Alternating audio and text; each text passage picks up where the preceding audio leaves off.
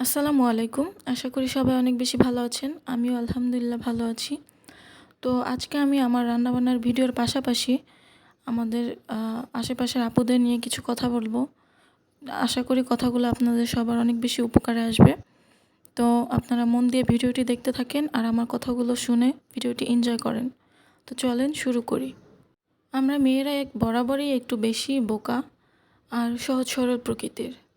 আল্লাহ হয়তো আমাদের এভাবেই সৃষ্টি করেছেন। তবে কিছু বিষয় আছে যেগুলো আমরা মেনে চললে বা যে অনুযায়ী আমাদের জীবন পরিচালনা করলে হয়তো আমরা সবার কাছে একটু হলেও গুরুত্বপূর্ণ হয়ে উঠতে পারব।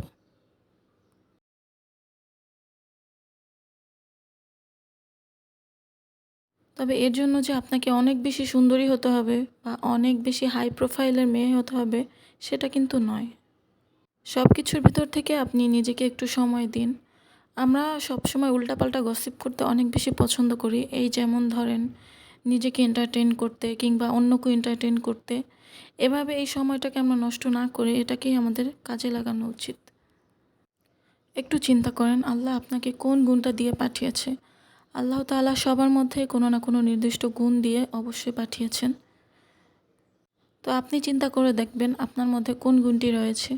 আর সেই গুণটিকে কাজে লাগিয়েই কিন্তু আপনি প্রতিষ্ঠিত হতে পারেন। খুব ভালো হয় যদি একটা ইনকাম সোর্স আপনি নিজে তৈরি করতে পারেন। সেটা হতে পারে বাইরে গিয়ে জব করা বা ঘরে বসেই কোনো হাতের কাজ বা কোনো কাজের মাধ্যমে কিছু আর্ন করা বা সেটা নিয়ে চিন্তা করা। মানে আমি কি বলতে চাচ্ছি আপনারা নিশ্চয়ই বুঝতে পারতেছেন। পজিটিভভাবে নিজেকে তৈরি করুন যাতে কোনো আলতু ফালতু চিন্তা করার কোনো সময়ই না পান। কেউ যদি আপনাকে ডাকতে চায় সে যেন অবশ্যই ২ বার চিন্তা করে দেখে যে আপনাকে ডাকা তার জন্য উচিত হবে কিনা বা আপনার সময় নষ্ট করা হবে কিনা বা আপনার সময় আছে কিনা তার ডাকে সাড়া দেওয়ার মতো। কেউ ডাকলেই যে সাথে সাথে সাড়া দেবেন সেটা কিন্তু না। তাহলে আপনি সেই মানুষটার কাছে বা সেই মানুষগুলোর কাছে সস্তা বলে গণ্য হবেন। হ্যাঁ, এটাই স্বাভাবিক। হ্যাঁ, অবশ্যই আপনি মানুষের ডাকে সাড়া দেবেন, কিন্তু সেটা হতে হবে অবশ্যই সেরকম বিশ্বস্ত এবং যোগ্য মানুষের কাছে। চেষ্টা করবেন সবসময় কোনো না কোনোভাবে জ্ঞান আহরণ করতে।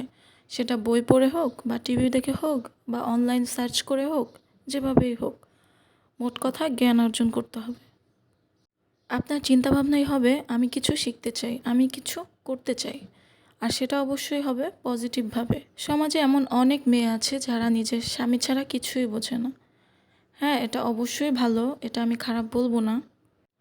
তবে আমি মনে করি হাজব্যান্ড ওয়াইফ দুজনকে স্পেস দেওয়া উচিত। এতে করে ভালোবাসা বাড়ে। আর সবসময় চেষ্টা করবেন নিজের সংসারটাকে গুছিয়ে রাখা, পরিপাটি করে রাখা। এতে করে সংসার এবং আপনাদের ফ্যামিলির সবার মনও ভালো থাকবে। সংসারে সুখ আসবে, শান্তি আসবে। মোট কথা আপনি একটা নিজের জগৎ তৈরি করুন। নিজের জগৎ নিয়ে ব্যস্ত থাকলে আপনার মন খারাপ বা দুঃখ আপনাকে স্পর্শ করতে